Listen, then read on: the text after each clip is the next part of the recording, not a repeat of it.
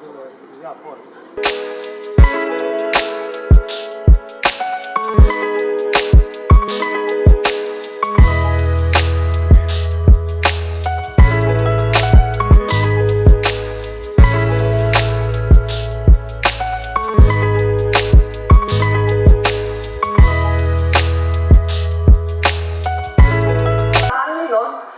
Moja realizacija z moje strani mogoče glih ne je najbolj idealna, ampak vsem sem zadovoljna solidno daljavo in dobro popotnica za naprej.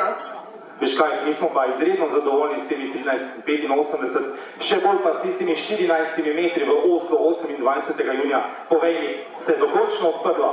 Najlepša hvala. Ja, očitno se je res, to sem res dolgo čakala in res sem vesela, da sem končno v taki pripravljenosti, da skačem fajno. Kako je to skočiti 14 metrov pa na tako velikem mitingu pred tako veliko število gledalci? Neprecenljivo, no. Čutki so bili res fenomenalni in pač res sem vesela, da se vse poklopili v pravem času, v pravem mestu in to je to.